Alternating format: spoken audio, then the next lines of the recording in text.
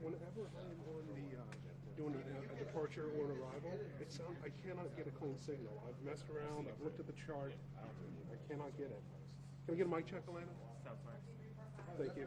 Good, thanks. Yeah, you shoot rolling exchange, right? Yeah, but The other nice thing is I can record locally. So. I like it to look nice. My name's on it, or depending on who's on the desk, any other photographer's name on it.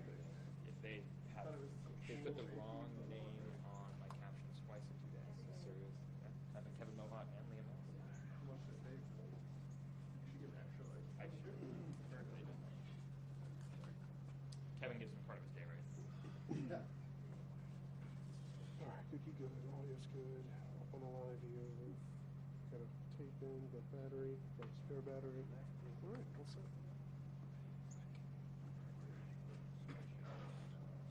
Yeah.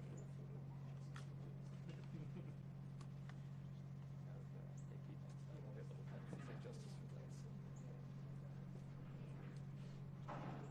Any more of those switched to airplanes for magnets down there? I should have grabbed it. No, because you were like, that might be Doug. Oh, that's Doug. It's my first time too. Is it really? I don't know that. Oh, wow. 7 years. Jeez. Watch out, the audio.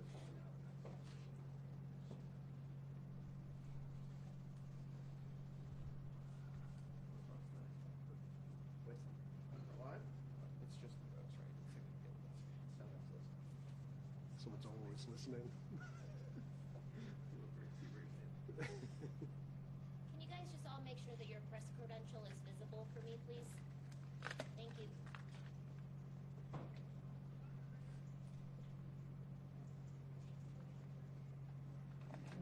Good. Try to make yourself presentable. Hey, guys.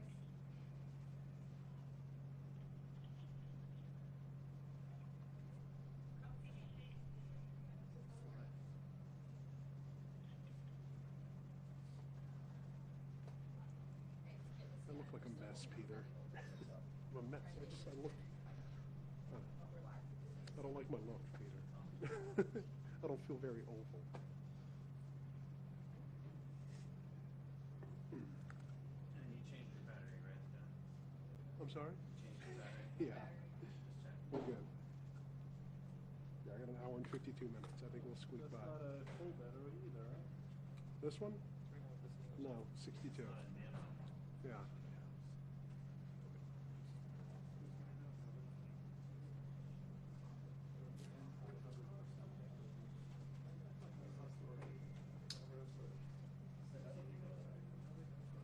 Power battery. That's incredible. Or a watch battery. At least we're on. Yeah, Yeah, I'm not going to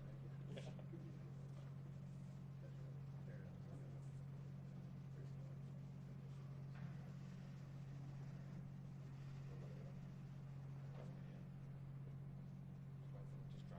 Those things are screwed.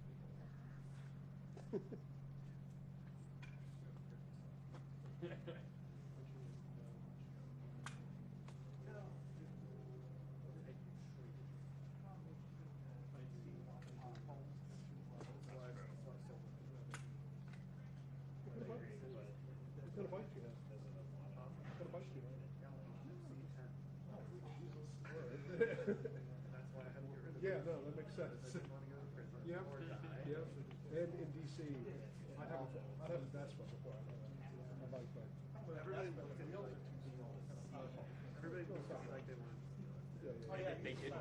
Yeah. I'd be at stuff like that. Hey, can I get over? Oh. Come on, just look. Are you being nice or is this a robbery? What's up? I think it's a robbery. They just forgot it. So they're like, I'll just trick him into letting me off. Who's doing cuts? Every time I got home, I am. oh. Hi. Every time I got home, put the cover on it.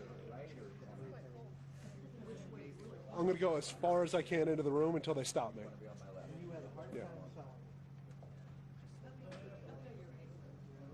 No, it's kind of gone missing all of this. Go a little bit past the center. Because I paid for all of it. I should have just married it. When mine got stolen, they paid out like $2,000 on the bottom. Oh, that's so annoying. Did you replace it? Now I'm gonna wait till I'm in the middle of the city. I live downtown. I have What a did- parking garage. What did you have? I had a Triumph truck Yeah. cafe racer style. Yeah. How did you end up? Oh, you got a deal. I got a pretty good deal on it, but they stopped making them. Yeah. So that's not, they still make them, but because they're really sought after. So they still make them, but they make a much more modern style. They don't make that older style anymore. So people want that. The triple? No. Twin? Made in Thailand. I know. 900 cc. No. I got it when I first started really. So I also took time to tool around on it. Get it. A lot of the guys I ride with have Triumphs. I love them. Great bikes. They're like any sort of ride up to you guys. Yeah. How long did you have it? Year. Following 5 years in Portland. Where did it go? Out of a parking garage. In a cafe. They had a phone with everything. Oh, really? Yeah. Oh, wow. We had like security footage. Oh. It turned up 6 months later. Light down to high speed. Did you see how they got it out? They had a fob to do the how did they move the bike? Yeah, did they ride it out? Or? Screwdriver into the ignition. And then Here we go.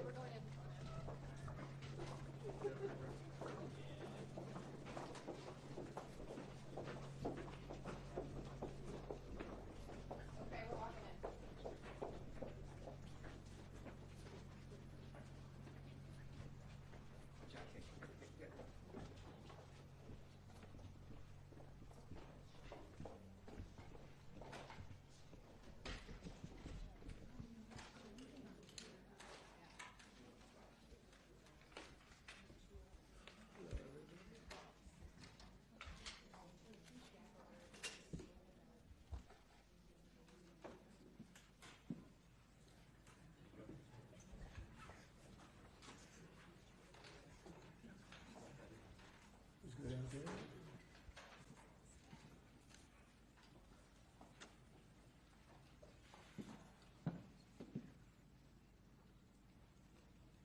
You all set? Thank you very much. Appreciate it. We just had a wonderful meeting with the greatest race car drivers in the world and some really spectacular people that won the Indy 500 for the last, for the last 4 years, or last 2 years. And Roger Penske is so incredible. And the Daytona winners and the Daytona 24-hour champions, so it was really great to see them and to see those cars. Those cars are incredible. So there's a lot of winning out there, and we're having a good day in the stock market, as you can see, an all-time record day, and hopefully it continues. I think it should. Our country's stronger than it's ever been, and somebody had to do that with, we had to take the medicine. We had to go through the operation, and that's what we've been through, and a lot of presidents would not have done it. No president would have done it, I think, but it had to be done, and I just want to thank my team, this team here, and lots of others, and Scott and Howard have been incredible, and for energy, there's nobody like this man, and for the roads and highways, boy, you've done well, Sean, so we appreciate it, very much appreciate it, and if we could, well, let's see, we're starting a lot of executive orders, and some ambassadors have been approved, Yes, sir. and we're going to start that process right now. We're honored to have Gretchen Whitmer from Michigan, great state of Michigan, and she's really done an excellent job, and a very good person. And we're working on the Selfridge, as you know, the air base. We're trying to get the air base open, keep it open. I think Gretchen, if you're there, and Matt Hall, the Speaker of the House of Michigan, and he's been fantastic as the Speaker. I appreciate it. We won the state, Matt, and We did. you helped me a lot. I did, and you made me speaker, so thank you, Mr. President. That's good too. And Gretchen, I think everybody knows. So we're working on that very hard, and I think we'll come home with a winner for Michigan, okay? I just spoke with the Secretary of Defense. Sometimes we call him the Secretary of War. It used to be called the Secretary of War. They changed it when we became a little bit politically correct. But I think we're in great shape. We're going to be in great shape. So thank you very much for being here. Thank you very much, Matt. Congratulations. Great job. So we'll start with the first orders. And I think we have one for a man named Mike Huckabee. Does anyone know Mike Huckabee? Yes, sir. He's going to be a great ambassador to Israel. So this- And they're thrilled to have him, that I can tell you. Go ahead. Yes, sir. So the Senate confirmed Governor Huckabee to be your next ambassador to Israel earlier today. That's his commission as ambassador. And then we also have a transmittal letter to the President of Israel requesting that he accept Ambassador Huckabee's credentials. He's going to be fantastic. He's going to bring home the bacon, And then even there's, though bacon isn't too big in Israel. that's just the third I had letter. to clear that up. Well said. Okay. Thank you, sir. Congratulations to To Mike. Mike Huckabee. Next, sir, this is a big one. As you've consistently identified, restoring our maritime dominance as a nation is very important. From shipbuilding to having a merchant marine that's capable of supporting American military efforts, really up and down the line, restoring maritime dominance has been a priority of this administration. This executive order, which was prepared primarily by your National Security Council staff and National Security Advisor Waltz, has a number of very significant policy steps, all aimed at restoring American maritime dominance and ensuring that we have the shipbuilding capacity and ability to compete globally, both militarily and in the civilian space as well. And that could be a good one for Michigan too, because we're going to be spending a lot of money on shipbuilding. We're way, way, way behind. We used to build a ship a day, and now we don't do a ship a year practically, and we have the capacity to do it. So we'll talk to you about that. Okay, Matt? Think about that. That's a natural.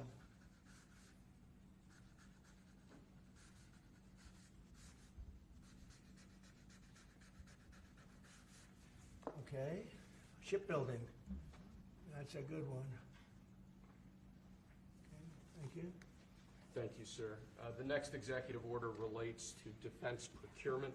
Our current defense procurement process has been criticized by many folks on both sides of the aisle as being too slow to adapt to new and changing technologies, not delivering the sorts of weapons and systems that our warfighters need in order to compete on the battlefields of the future. So with this executive order, we're going to be modernizing the procurement structure that the Department of Defense uses to allow it to more quickly adapt to changing circumstances around the world. And we're also going to be launching a review of existing procurement programs to ensure that we're getting value for the money and to ensure that we're getting the best possible systems in the field. And which are currently horrible. I'll tell you, they're horrible. That process is ridiculous what they do. They get the highest price and not even good-looking equipment, and we're changing it. We're going to change it to the best. So this is very, very important.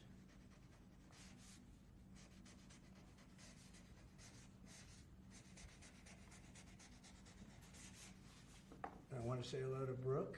Well, look at Brooke. She got the cost of eggs down 87%. 87%, Governor. We have somebody that's done a great job at Department of Agriculture, and Christy Noem, who perhaps a few of you have heard of. She has done the most unbelievable job as somebody that's watching over our country at the border, and with Tom Homan and your whole staff of tremendous people. So thank you. Who would think that she is like meant for that job, huh? She's meant for it. So I just saw you there, both. Thank you very much. Okay. We'll do it later, please. Thank you, sir. Lastly, in the defense space, one persistent issue that we've had in terms of the issue of foreign defense sales, that we're unable to provide weapon systems in a reliable, effective way to key allies of ours, and a key driver of that is inefficiencies and inconsistencies with the process by which we approve foreign military sales. So this executive order is going to direct your Department of Defense, Department of State, other relevant departments and agencies to rework our system of foreign defense sales to ensure that we can provide equipment, creating American jobs and providing obviously revenue to American defense manufacturers, but provide key military equipment to our key allies in a reliable, effective way. Okay, that's good. all very important.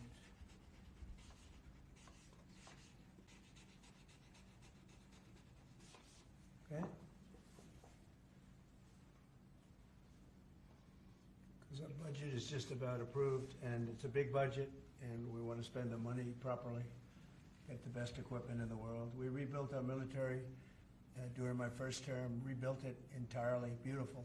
And then some was given away to Afghanistan so stupidly, the most embarrassing day in the history of our country, I think. But it's still, we have to fix it up a little bit, and that's what we're going to do. We're going to do a good job of it, too. Thank you. Next up, sir, we have a series of executive orders and a memorandum all relating to deregulation, which has obviously been a major priority of your administration. The first of these is an executive order. The Biden administration launched what you've called a war on showers. They had certain regulations that basically killed the water pressure of showers and other water appliances. You can say it.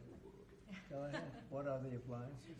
I mean, it's everything, sir. Sinks and toilets, dishwashers, toilets, sinks. But the shower heads are a There's huge no deal. water. You don't get water. It's ridiculous. So with this executive order, we're effectively going to be reversing that set of regulations to ensure that Americans have choice in the consumer market. If they want a low-flow shower head, they can buy one. If they want a real deal shower head, they should have the ability to get one. You buy a new house, you pay a lot of money, and the developers, you're not allowed to do anything more. They put restrictors on. They used to have a restrictor where you could take it out, but now they weld it in. And you take a shower or wash your hands, whatever you do, including dishwashers where no water comes out. But you wash your hands, and in my case, I like to take a nice shower to take care of my beautiful hair. I have to stand under the shower for 15 minutes till it gets wet. It comes out drip, drip, drip. It's ridiculous. And what you do is you end up washing your hands 5 times longer. So it's the same water. And we're going to open it up so that people can live, and we're going to hopefully have Congress approve it so it's memorialized. We're going to try and get all of these things, including straws, a little thing like straws. We did straws a month ago, where the paper straws were melting, they were dissolving, they weren't working well, and we went back to the plastic straws. We're going to get Congress to memorialize just about everything we've done here, because most of it's common sense. But the water is horrible. When you go into anytime you see a new faucet, you know it's going to be a long wash of the hands. And so we're changing. It's a big deal. I did it in the first administration. Biden came in his first week, and he had no idea what he was doing, but somebody told him to do it. In his first week, he put the restrictions on all the bathroom utilities. Even in areas that have so much water, they don't know what to do with it. You see those areas all the time with the flooding. So we're doing that, and we're going to get all of the things that you've seen. I think we set a record. We're up to almost 200 and 500 amendments. Nobody's ever done that. We're going to get them approved by Congress so they're memorialized.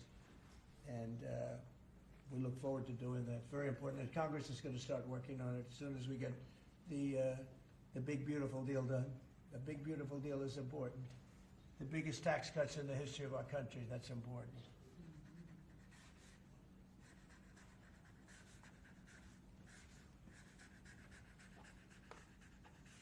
Okay.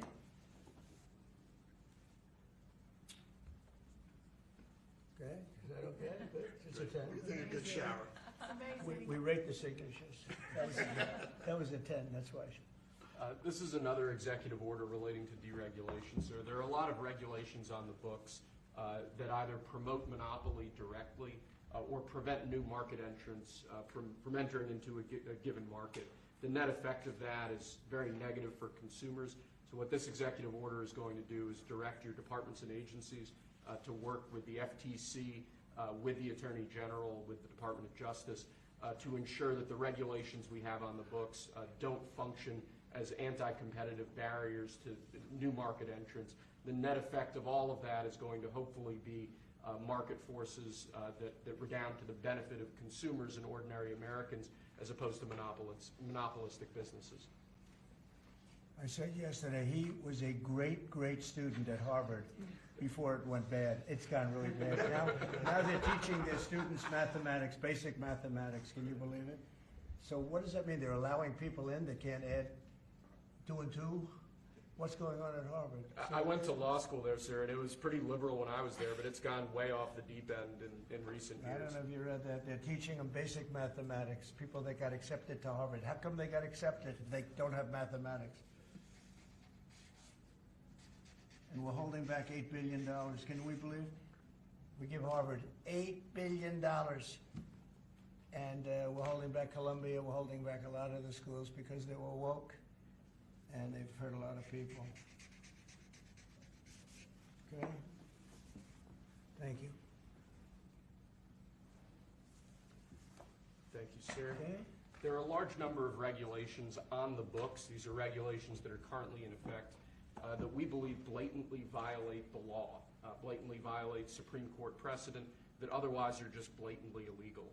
So what this presidential memorandum does basically just directs the heads of your departments and agencies to follow the law and to cease enforcing regulations that are blatantly illegal or unconstitutional.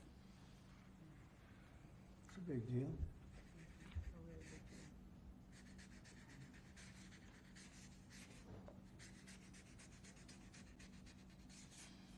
It's really very important that we get these memorialized Yes, sir. in Congress. Very important. For the long haul, right? Yes, sir. This is the last of our deregulatory EOs for the day. This is zero-based regulatory budgeting. The idea here is that over time, regulations accumulate on the books and in the Federal Register, and people aren't taking a close, detailed look at what's on the books and clearing them out as times change or as regulations become dated or ineffective. What this executive order is going to require is each of your departments and agencies to scrutinize on a continuing rolling basis all of the regulations they actually have on the books and sunset those that either no longer serve a purpose or the departments and agencies can't identify a specific reason for keeping them active. Okay.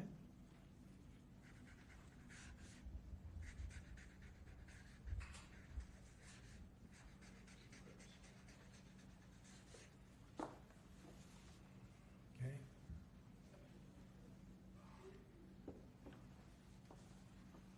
Thank you, sir. Sir, you've taken action against a number of law firms that have in one way or another been involved in the weaponization of government or actions of lawfare. One of those law firms is Sussman Godfrey, similar to what we've done previously with other law firms. This is an executive order that takes certain measures against Sussman Godfrey to ensure that they can't access government resources, government buildings, scrutinizing certain aspects of their practices as a law firm, given their previous activities.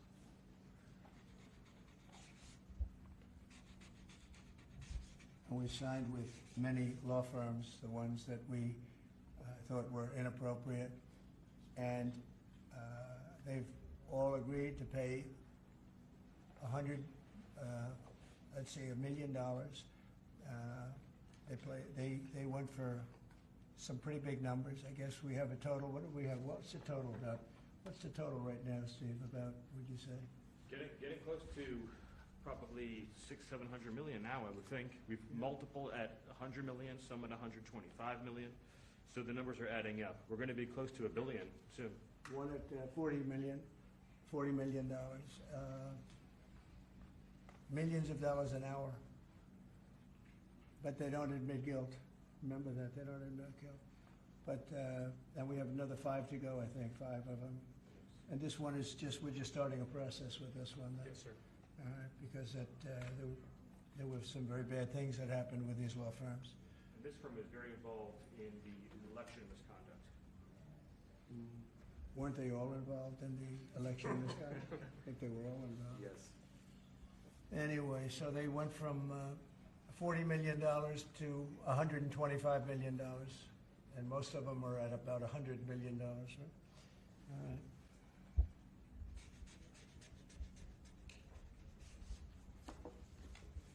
Thank you. Thank you, sir. The next presidential memorandum we have for you relates to Miles Taylor. You may recall that Miles Taylor served in the Department of Homeland Security during your previous administration. In his capacity with the Department of Homeland Security, He leaked classified information. He wrote a book under the pseudonym Anonymous, making outrageous claims both about your administration and about others in it. What this presidential memorandum is going to do, one, it's going to strip any active clearance that he has in light of his past activities involving classified information. It's also going to order the Department of Justice to investigate his activities to see what else might come up in that context, given his egregious behavior during your previous administration. And I had no idea who this guy was. I had no idea. I saw him on CNN, or one of them, I guess CNN, a lot. He'd be on all the time saying that the president is I had no idea. It's like, you know, in this office you have a lot of young people, and they're here. I'll see him for 2 minutes, and I assume he was in the office, but I barely remember him. Barely remember him. It was somebody that went out and wrote a book and said all sorts of terrible things that were all lies, and it was like he was this gentleman or that gentleman, like I dealt with him all the time. I had no idea who this guy. I said, who the hell is Miles Taylor? And he made a living on going on CNN talking about the president.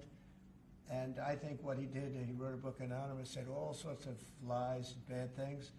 And I think it's like a traitor. It's like spying. He walks into the office. He's supposed to be sitting here. A lot of people, you know, I'll be here, and there'll be 20 people standing in the room. There'll be oftentimes young people in the office. I assume he was one of them at least. But I didn't know anything about him.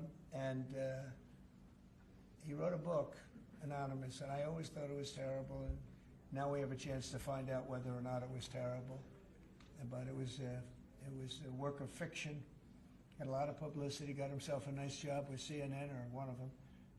And I think we have to do something about it. You can't have that happen. If that happens to other presidents, it wouldn't be sustainable for other presidents. I seem to be able to sustain, but if that happened to other presidents, I mean, it's just unfair. And if it was a Democrat president, I'd say that's a terrible thing. A thing like that can happen. That's a terrible thing. And it's time to find out whether or not somebody can do that. Can they write a book about very confidential meetings, and, you know, because they happen to be one of a lot of people in a room, and they go out and write a book, and worse than that, call it anonymous, like it's a big deal, and everybody's saying, who is it, who is it, who is it? Then it was found out who he was a long time later, and he got a lot of publicity off that one. He's like a promoter. But we're going to find out whether or not somebody's allowed to do that. I think it's a very important case, and I think he's guilty of treason, if you want to know the truth. But we'll find out. And I assume we're recommending this to the Department of Justice. Yes, sir.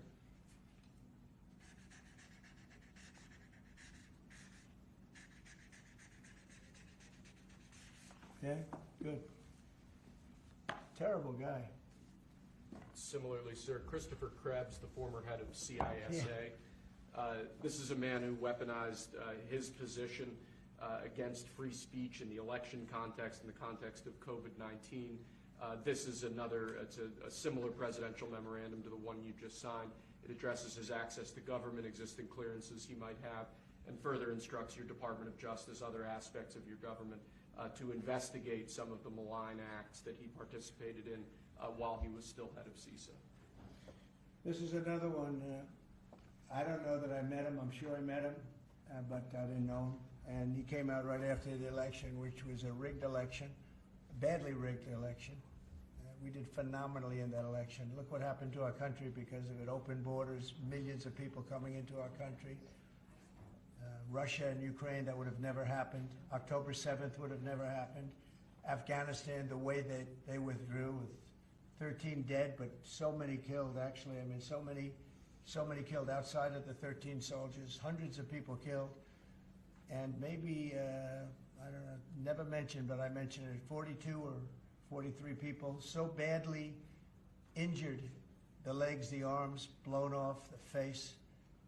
And this is all because of an incompetent group of people that preceded us, and that would have never happened. And this guy Krebs was saying, oh, the election was great, it was great. Well, it's been proven that it was not only not great. When you look at all these lawyers and law firms that are signing giving us hundreds of millions of dollars. It was proven by so many different ways in so many different forms, from the legislatures not approving to the 51 intelligence agents that worked, from all of the different scamming operations. It was a very corrupt election. They used COVID to cheat. And we're going to find out about this guy too, because this guy's a wise guy. He said, we've been proved this is the most secure election in the history of our country. Now, this was a disaster. And frankly, we should go to paper ballots, same-day voting, voter ID, and one other thing, you should get a little certificate that says you're a citizen of our country. You get a citizen piece of paper that says you're a citizen before you can vote. But you want voter ID and you want paper ballots, and you really want same-day voting. If you don't have same-day voting, they decide to change the air conditioner. Oh, we're fixing the air conditioner. Let's move all these boxes. We'll bring them back in a few days, and then they don't bring back those boxes. We're going to have safe elections. We have to have borders. Ideally, we have to have a free press, which we don't have. We don't have a free press. We have a very dishonest press. This is an honor. We're going to find out whether or not he was right. This was a disgraceful election, and this guy sat back saying, well, I'm a member, or like he's a Republican or something, and almost right from the beginning. And he's tried to make the case that this election was a safe election. I think he said, this is the safest election we've ever had. And yet, every day you read in the papers about more and more fraud that's discovered. He's the fraud. He's a disgrace. So we'll find out whether or not it was a safe election. And if it wasn't, he's got a big price to pay. And he's a bad guy. Here's another one. I have no idea who he is. Krebs. I have no idea who he is. I'm sure he was in the room at some point, just like you're all in the room, but I have no idea who he was. So thank you very much. Those last two are very important, I think, for the country. Thank you, sir. And lastly, we just have 3 proclamations. These are the sorts of things that most presidents use an auto pen for. You obviously don't like using the auto pen much, if at all. The first of these is National Former Prisoner of War Recognition Day. This is one that you did in each of, I believe, each of the previous years of your previous administration, recognizes former prisoners of war. More generally, this proclamation is written to acknowledge the great steps you've made both in this administration and your previous administration on behalf of veterans, homeless veterans, others who've suffered in that way, and basically stating that it's a priority of your administration to ensure that veterans and homeless veterans are cared for properly. Good. And you know what? They ought to find out who was using that auto pen, because whoever that person was, he or she was like the President of the United States, and I'm against auto pens. I think auto pens are not a good thing, especially when you're talking about documents like we're signing today. If he can't sign, then he can't be president. It's pretty simple. Let's see whether or not he could sign.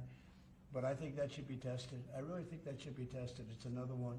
And you may think about it, because how can a man that, did he really know that when they gave all false information on the council, I mean, the whole unselect committee of political lunatics, they destroyed all the information. You can't get any information. They went for like a year and a half, almost 2 years, screaming and ranting and raving.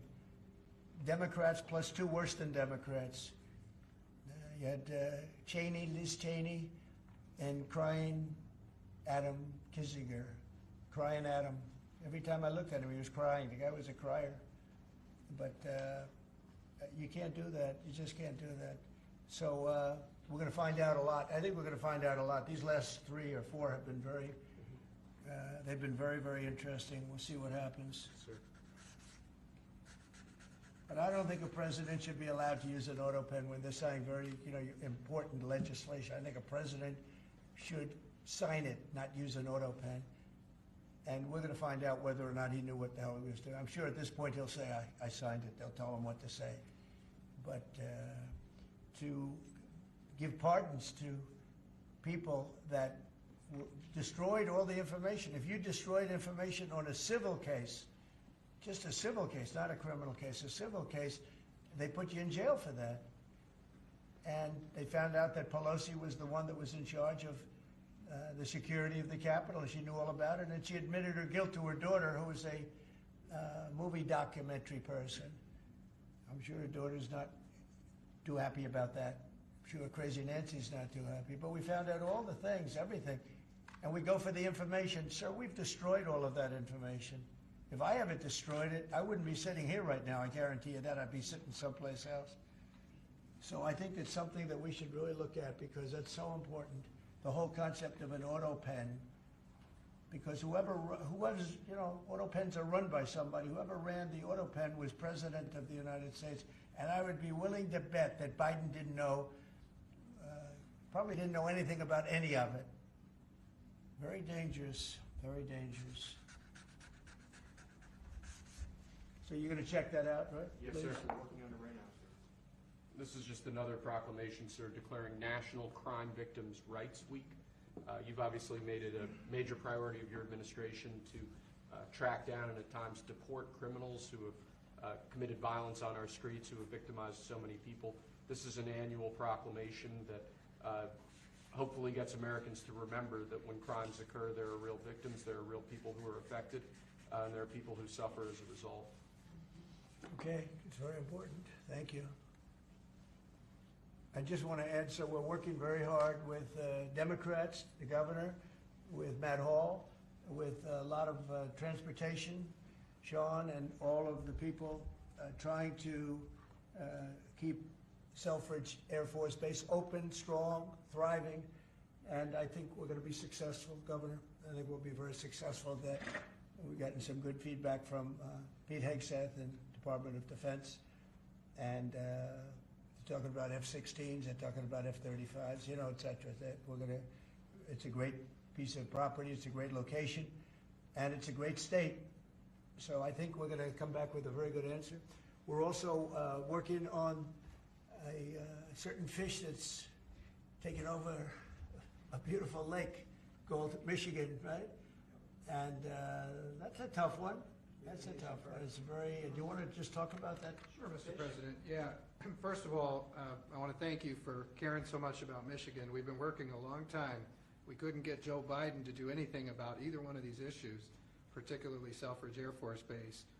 It'll be critical to Michigan's economy and our security when you're able to deliver us another mission there. But on the Asian carp, you know, for years, when Obama was there, we could never get anyone to do anything about this invasive species that's going to destroy our Great Lakes. You know how important recreational fishing and so much of that is to our state. Because of your work, we're hopeful that we'll get a solution there and we'll get that barrier built so we can protect our Great Lakes. So thank you, Mr. President. And they're very powerful fish. I mean, I see them, they jump out of the water, they jump at the fishermen. I mean, I've never seen anything like it. And has this gotten into any of the other lakes yet? Because you would think it would be pretty easy because they're all sort of connected. Hey, Governor? It's why we're working so hard to make sure that, you know, we work with the Army Corps and erect a barrier so that the Asian carp can't get into Lake Michigan. It'll devastate the ecosystem, the economy, tourism, and it's 20% of the world's fresh water is in the Great Lakes, Mr. President, which is why it's so important that as a nation we protect the pristine waters. Yep. And, you know, all of a sudden, I assume the lakes are all interconnected, right? Yeah. So at some point they're going to be in the other lakes. And so we're going to work hard on that. I spoke with the Army Corps of Engineers, and they have a method. It's a pretty gruesome method, but it's a method. And I think they know what to do. So we're going to work on that very hard. And thank you, Governor, very much. Sort of a bipartisan thing when you get right down to it. Yep. It's a very expensive thing, actually. It costs a lot. I looked at the numbers. I said, well, but we have to save Lake Michigan because these fish, they eat everything in the way, including the other fish. They eat everything. Are people endangered by the fish? I think it's, I mean, they're going to eat all the fish there. We won't be able to fish anymore, and that's a big deal in Lake Michigan. There's a lot of fishing, recreation, so it's going to be a problem there. But you're right, it's bipartisan, sir, but you're the one taking action on these issues. We couldn't get Biden to do it on Selfridge. This thing has been delayed for 15 years where we were trying to do it. It started under Obama where we were trying to do it. He wouldn't do anything about it. So we appreciate you paying so much attention to this and taking action. Well, sir. I would, and the governor, in all fairness, called me about it. I had seen it, and she called me, and John James called me, and we spoke with your office, and it's, I want to put that down. Really is bipartisan. It's great to see it, actually. It's great to see that, and that includes Selfridge, too. And we're going to get it done, and we'll all stand there together and cut a ribbon, okay? Gretchen, good. That's good. Thank you very much. It's, I'm glad you brought it up, and I'm glad you brought it up, Matt. Appreciate it. And I know you two get along pretty well, right? Yeah. About 70% of the time, which is pretty good. I think you do. All right, good. We'll have something to celebrate pretty soon, so pretty sure about that, okay? Thank you, Gretchen, very much. Okay, do you have any questions? Mr. President, where does the TikTok deal stand, given what we've seen, the tariffs Well, to it's moving China? along, but obviously, I would say right now, China's not exactly thrilled about signing it. We have a deal with some very good people, some very rich companies that would do a great job with it, but we're going to have to wait to see what's going to happen with China. So, Mr. President, still on the table? no, it's on the table very much. I think China's going to want to do it, actually. Mr. President, Can you explain more of what you believe is the end game with China? Are you waiting for President Xi to blink? How do you think this is all going to be resolved? Look, for years we've been ripped off and taken advantage of by China and others, in all fairness, but by China, that's the big one. And it's just one of those things. We're making $2 billion a day right now, this country. $2 billion a day with tariffs. And they were making $2 billion a day. We'll be making more. And now when you see what happened today, I don't know if it's still there. I looked an hour ago, but we were up like close to 3,000 points. Nobody's ever seen a day like that. I think that's a record, isn't it, fellas? Definitely. Is that a record? Who would have thought we were going to have a record like that after watching? But because the geniuses of the world, they get it. Our country's very strong. We were left a very, very weakened country, both economically, financially, because of all of the tariffs and all of the other companies just raiding us and ripping us off. And also at the border where 21 million people were allowed to come in. Many of those people were criminals. And but the people that do this for a living, and some of them are very smart and some of them aren't smart at all. But these guys are very smart, and my group is very smart. My whole group is smart. And you've done so amazing on the border. I read the other day that there were 9 people and hundreds of thousands 2 years ago with Biden, and we had 9. We had it down to 9, and they were all let in for medical reasons. They were in bad shape. We let them in for medical reasons, not even for anything else. So you've been amazing. But that's a big thing. I think it's one of the greatest problems that I've never seen anything like it. Open borders. The whole world was emptied out. Prisons from all over the world, from the Congo in Africa, from Africa to Asia, a lot in South America, but it wasn't just South America. Prisons emptied out. And I said it outside with the drivers before, but El Salvador has been amazing, a job that the president's done. He's coming to see me next week, and we look forward to that. But that's really been amazing. Yes? Mr. President, the EU also announced increases in tariffs today. Why not That's treat... bad timing for them. That's bad timing. Why not They treat said- They didn't put them in. No, they threatened them, Oh, I but they think- picked a later date, which our expectation is it's going to be later still. Okay, good. I'm glad that they held back. You said you were watching the market. If this was the strategy all along to bring them to the table, why did you instruct or advise, or maybe they did it on their own, some of your top aides to say this is not a negotiation, to hold the line, that they were going to hold the line, that you were not going to change Well, your a mind? lot of times it's not a negotiation until it is, and that happens. And, I said outside that you have to have flexibility to do it right, and that's what we have. We brought everybody to the table, and it may not be a negotiation. It may not last. I mean, things may be asked that I think are not fair to us. Look, we've been ripped off by essentially everybody for 35 years. This is not just a new thing. And Roger Penske just left. He's a great gentleman, great man, actually. And he said no other president would have had the guts to do this. And I believe that's right. They wouldn't have done it. They should have done this a long time ago. Long time ago they should have done it. I started it with China. I took in hundreds of billions of dollars in tariffs and taxes from China in my first term. And we had the greatest economy. We were up 88% on the stock market. That was the greatest ever in the history of our country. But it had to be done. It's something that had to be done. Mr. President, thank you so much. Which countries will be negotiating first? Do you have any criteria? Because, for example, Brazil and the UK, they do not have deficits with the US. They have a surplus. They do not have a surplus. They have deficits with the US. So what is the criteria? And also, would you consider talking or meeting with Xi Jinping? Oh, sure. He's a friend of mine. I like him. President Xi, I like him. I respect him. But they haven't treated our country right. Sure, I'd meet with him. On the other countries, we have Japan is here, and South Korea is here, and others are here, and we're trying to see them. It's, from what I hear, it's much more than 75. I said 75 plus. So many. It's everybody wants to make a deal, actually, and you know we want to do what's right for our country. We also want to do what's right for the world. The world is important. I mean, it's the world, right? And I think we're going to make a lot of people very happy. And I think investing in the United States of America will be the greatest investment that anybody's ever made. Mr. President, we still expect to see the sectoral tariffs, so the pharmaceuticals, steel. Is that something you're still considering moving forward Yeah, with? well, I will be because we want them coming back. You know, we realized during COVID that we don't make our drugs and our pharmaceuticals in this country. So I realized that. And it was a big realization. We had to go to China to get drugs. We had to go to other places. I won't even mention the names, but we had to go to other places. We don't make it, and that's because we let them leave. And now if they want to come back, we're going to put tariffs on the pharmaceutical companies, and they're going to all want to come back. They're going to come back. I'm not going to pay them any money like Biden with the chip deal. That chip deal was horrible. They give billions and billions of dollars to chip companies. All they have is money. They have so much money. And they give billions of dollars, and they're just going to keep the money. They're not going to spend it. And the only thing that's going to bring them back is you say, we have a barrier. You have to pay 50% or 100% or 200%.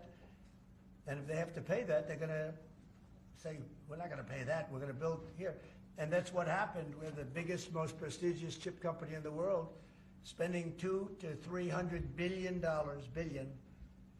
Think of that, $1 billion to build essentially one massive plant. It'll be one of the largest plants in the world, and we're going to get them very quickly. We're going to get them energy. We're going to get them the electricity they need and the energy that they need, and it'll be approved by Lee Zeldin, a total professional, and it'll be approved very quickly, and they'll get their zoning very quickly. They'll have everything done in a matter of months.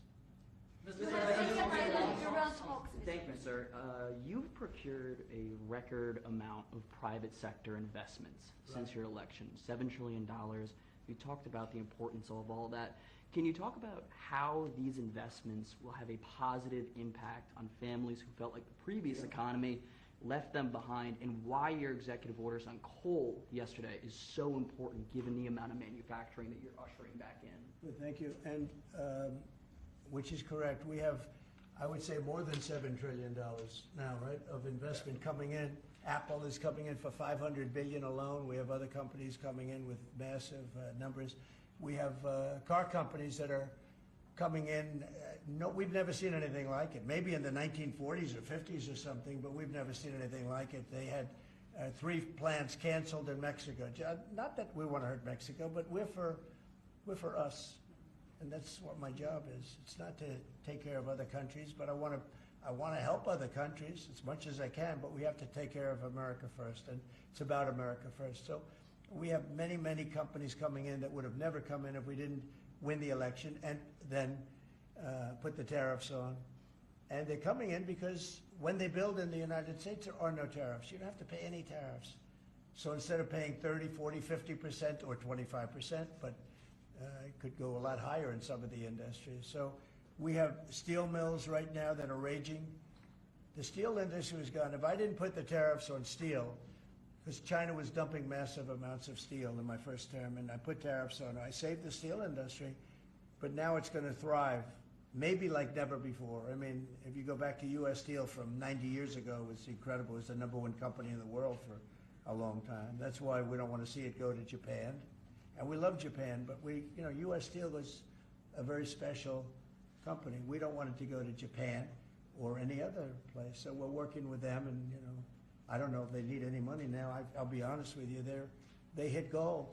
They hit gold because if you look at it, they have such orders for steel now. It's incredible. What's going on in our country is incredible with respect to plants. So we lost 90,000 plants and factories from the beginning of NAFTA, the worst trade deal ever made in the history of this world, but certainly in the history of trade. There's never been a worse trade deal. We were able to cancel that. We had to get approval from Congress. It was like a disastrous curse because you had to go to Congress to get it terminated. You couldn't just terminate it because it was a bad deal. And you had people in Congress that didn't want to do it because they had other reasons, maybe bad reasons. They're mostly not there anymore, those people. But it's amazing what's happened. I appreciate that question because it's incredible. I don't think we've ever seen anything like it. $7 trillion, and it's much more than that because these are places that we know. $7 trillion is unheard of. I never looked at the Biden numbers, but you could go a whole year, and it was peanuts. Everybody was leaving. They weren't coming in; they were leaving, and that means jobs are leaving. And so we're not playing games. We're going to make this country greater than ever before. Thank you for that question. Mr. President, it seems that John has made some. Let her just do that. Oh yeah, absolutely. Okay. Thanks. For the past few days, we've heard from this administration no pause. Was this idea of doing a pause, did that just come about this morning? Can you tell us exactly what came into consideration for you and your advisors? For a period of time, I wouldn't say this morning. Over the last few days, I've been thinking about it. I've been dealing with Scott, with Howard, with some other people that are very professional. And I think it probably came together early this morning, fairly early this morning. Just wrote it up. We didn't have the use of, we didn't have access to lawyers, or we just we wrote it up from our hearts, right? It was written from the heart. And I think it was well written too, but it was written from the heart. It was written as something that I think was very positive for the world and for us. And we don't want to hurt countries that don't need to be hurt. And they all want to negotiate. The only problem is, you can only do so many at one time. We want to do it right. We want to get it right. We want to take care of them, but we have to take care of our country. So, but this was something certainly we've been talking about for a period of time, and we decided to pull the trigger. And we did it today, and we're happy about it. I didn't know it would have that kind of an impact, but it's, I think they have the biggest increase in the history of the stock market. That's pretty good. You're almost, if you keep going, you're going to be back to where it was 4 weeks ago. But it was a sick market 4 weeks ago, because the trade was sick. It was only a question of time. I don't blame the tariffs. I think the tariffs just sort of magnified what was happening. It was sick. Biden allowed these people to get away with murder. Biden allowed China to just take advantage of us. We had like $1 trillion deficit with China, $1 trillion deficit. So that was going to only be a matter of time. I think the tariffs brought it out faster, and they magnified the problem. But I think this was a problem that existed far beyond tariffs. This was a systemic problem, and we're going to cure that problem. And maybe to a large extent we have, because we've revealed it, and we've revealed it very strongly. Yes, sir, please. Thank you, Mr. President. So it seems China's made some serious missteps here in these negotiations, and Secretary Bessent said earlier you may have goaded them into a tough position here. I'm wondering, are you in a way putting together a coalition against China in terms of trade here? No. Well, China, look, they're very capable, and I don't blame China for what happened. I blame the people sitting right at this desk, right behind this desk, or another desk. You get your choice of 7. I happen to pick the Resolute. But I blame the people sitting behind in this chair, behind this desk, for being stupid, incompetent, or not having courage. This should have been done years ago. This should have been done before Obama, in all fairness. Not only Biden, Obama. It should have been done many years ago. This started with the World Trade Organization, which was owned by China. It was owned and paid for by China. They didn't even have to do things. They considered them a nation that was undeveloped. They said they were a developing nation. Well, we're a developing nation too, if you think about it. Look at our inner cities. Look at what's happened.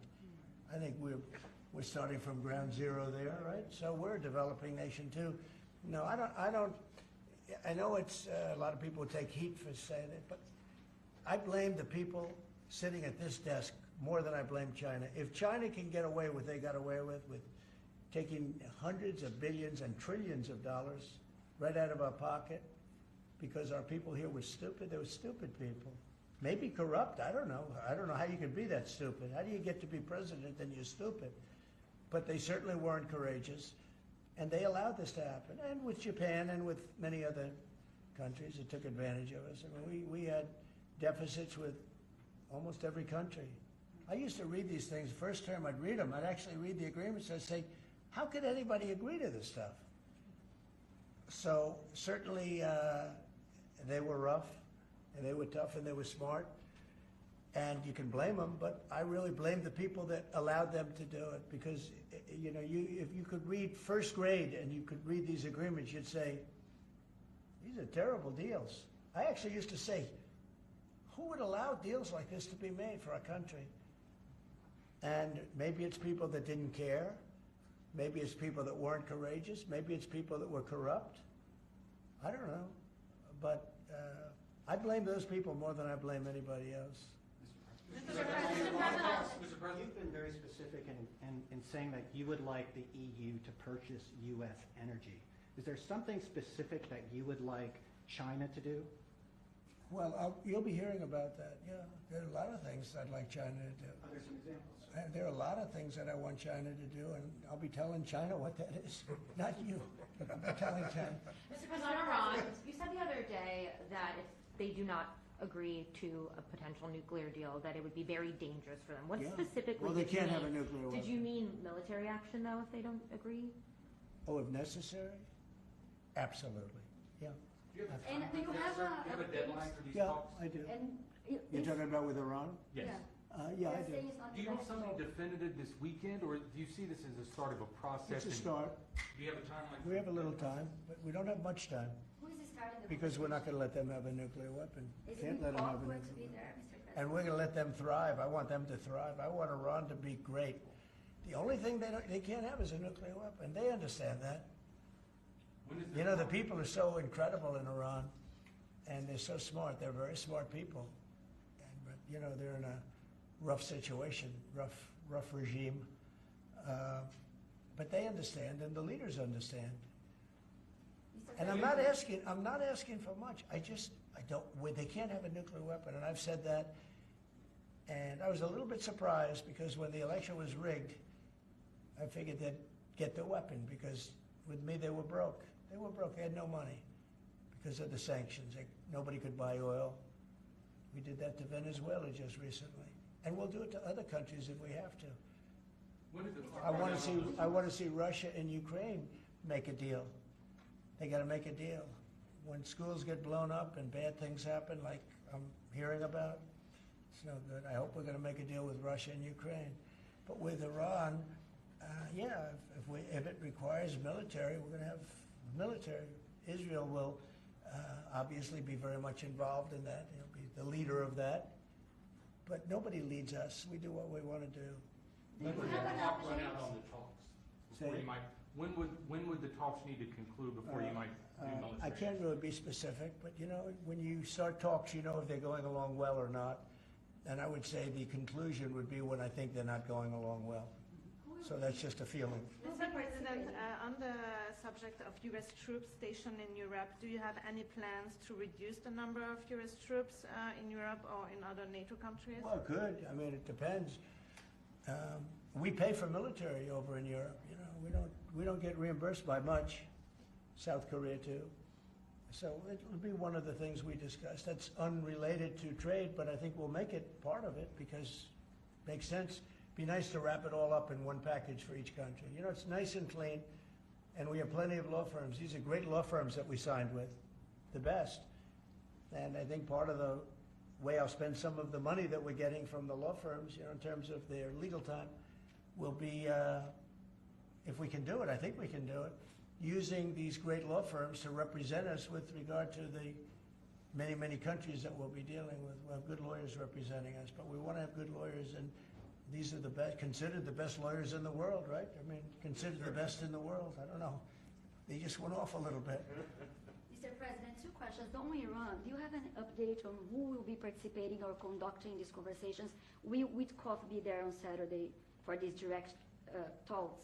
And on China, some economists are saying that right now is technically embargo on China with 125% tariffs. Are you concerned of escalation beyond the trade war with China? No, I'm not concerned. I think President Xi is a very smart guy, and I think we'll end up making a very good deal for both. But, we've been treated so badly for so many years.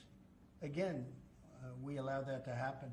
We've been treated so badly for so many years. But no, I don't expect that. I think President Xi is one of the very smart people of the world, and I don't think he'd allow that to happen. And we're very powerful.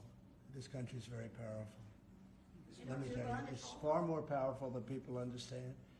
We have weaponry that nobody has any idea what it is, and it is the most powerful weapons in the world that we have. More powerful than anybody, not even close. So nobody's going to do that, but I think that if that's what you're referring to, maybe it's not. But just in terms of basic escalation, which is what you said, no, I think that President Xi is a man who knows exactly what has to be done. He's a very smart man. He loves his country. I know that for a fact. I know him very well. And I think he's going to want to get to a deal. I think that's going to happen. We'll get a phone call at some point, and it'll be off to the races. It'll be a great thing for them. It'll be a great thing for us. It's going to be a great thing for the world and for humanity. Do you have plans to meet with Putin in Saudi Arabia? At some point, I will. At some point. We'll have to see. I mean, we have to get there right now. We got to get there. In the meantime, they're losing 2,500 on average young people every single week. Think of that. 2,500 people a week. It's not even conceivable. We got to get there fast. A couple of more. Yes. Do you have to increase tariffs on China even more before they come to the table or give you a phone I call? can't imagine it. No, I can't imagine. I don't think I'll have to do it. I don't think we'll have to do it more. We calculated it very carefully. By the way, when you hear 100, a lot of people charge much more than that. Canada charges much more than that to our farmers, our dairy farmers. Many, many people charge much more than 100 or 125 in this case. But I don't, it's still a significant number. I don't see that again. Yeah, please. Yeah, Mr. President. So do you think some of your tariff critics would prefer, to see the United States go through turmoil than to actually see it succeed just because they are your policies? You mean just leave the tariffs the way they are now and just relax, right? Some people have said that. Look, again, we're making, it'll be soon, much more than $2 billion a day. That's not the worst thing that I've ever heard. So, yeah, some people say that. But, we look at the other side, too. I think as the United States, we have an obligation to look also at the other side. We want what's good for everyone. I mean, it's America first, but we also want to make sure there's a world that can live happily and all of that. And so, this is the way I look. No, but there are people that say, look, where we are now, I've been in worse positions in my life than making $2 billion a day plus, right? It's really plus. Thank you very much, everybody. Thank you, Press. Thank you, Press. Head it out. Thank you very much. The markets are what really changed your mind when it came to The markets right now are extremely good. Thank you. Thank you. Thank you, Press. Thank you. Head it out. Thanks, guys. Here, this way. All right, this way. Thank you. Keep going. Keep going. Thank you. Thank you very much. Thank you, Press.